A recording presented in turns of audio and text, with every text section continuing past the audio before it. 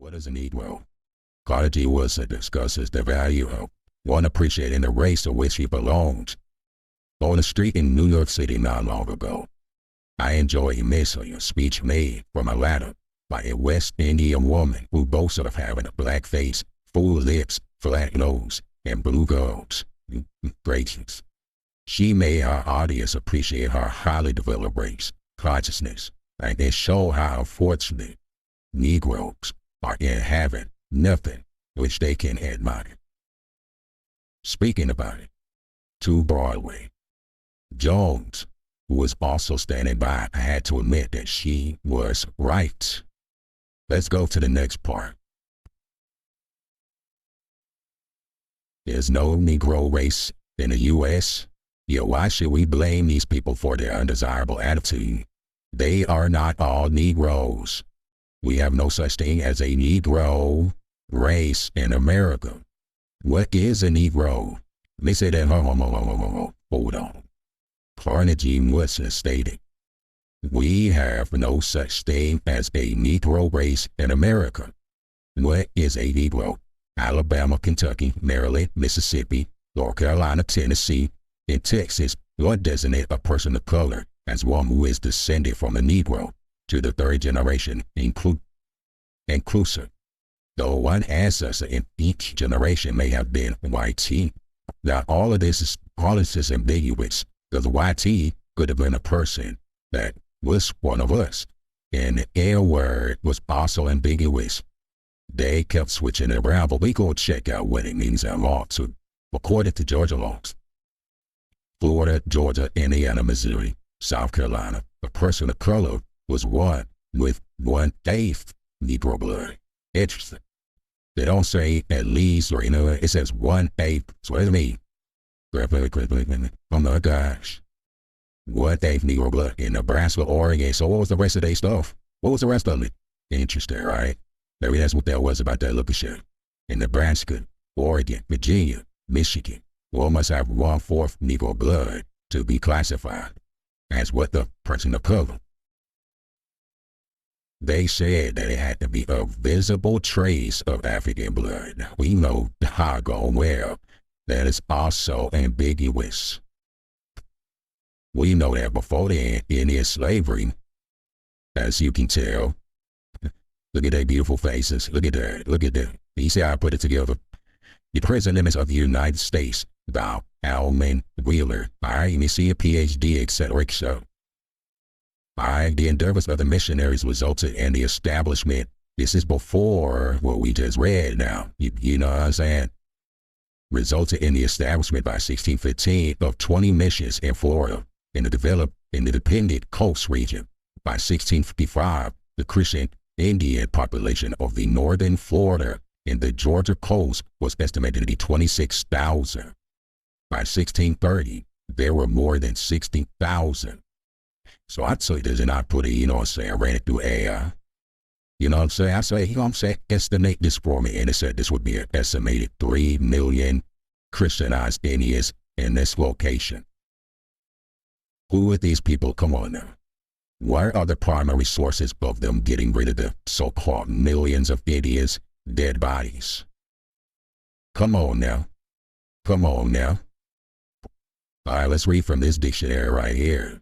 There's another example. Okay, you can see a dictionary of the English language, which the words are deduced from their originals and illustrated into the different significations by examples from the best writers, to which are prefixed a history of the language in an English grammar. Johnson, Samuel, right? Samuel Johnson, right? 1709. It's the reason why we look at stuff like this and we see a blackamoor is a Negro. Okay. The land of Kulish makes them no. Okay, makes them no point. Interesting. And I told you I always want to go to the law. What does it say? The Negro law of South Carolina, the term Negro is confined to the slave Africans, which is the ancient Berbers. Is that the reason why they say that we the ones that built the White House? Because Tartarian architecture. It's barbarian architect for them all, put this on pause. Also, let's look at this.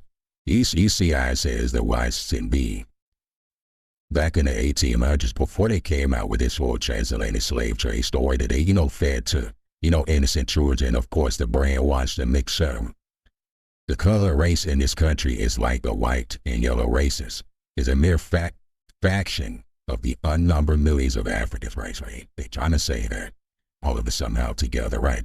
But what are they basing this off of? Is this a false premise? Right? I believe it is.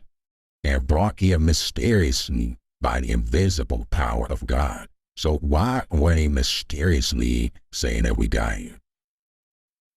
Back in 1884, before they so-called came out with this narrative of the transatlantic slave trade, how come they were saying we mysteriously were brought here?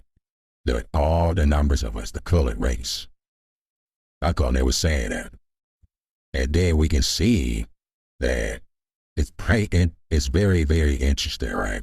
That in Seville, Spain, that the Americans were classified as Negroes when they were prisoners. In this book right here, we can see it. In this book right here, right, the inland parts of Africa, it states that all the Negroes were descended of Chush, which is child. Right, the Negroes are all descended from Chush, and they are Berbers, barbarians, and the child, descendants of child. And you can't think about it, Berbers kind of go with Amazon. Berbers, the ancient ones, and they say the minors of the ancient son of Cain, really. So the ancient Berbers, check out my last video, descendants of child, which is a crime. Autonomy. Is that the reason why we see artifacts of us like this, and they said that we are the ones that built the White House? Because really and truly the White House is really barbarian architecture, Tartarian architecture. That the so-called Negroes who were really Indians, who they built, the child, which is the she of ancient China themselves really look like the originals.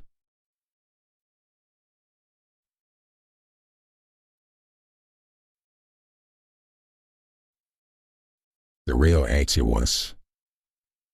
Maybe that's the reason why, at first glance you would think that this was Egypt, but it's really America.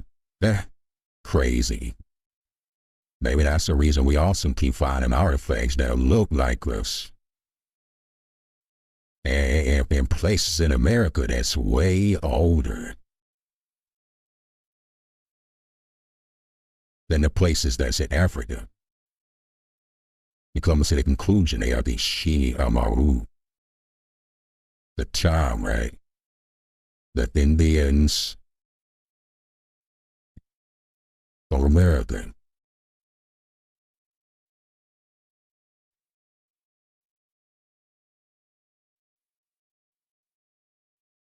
Indeed.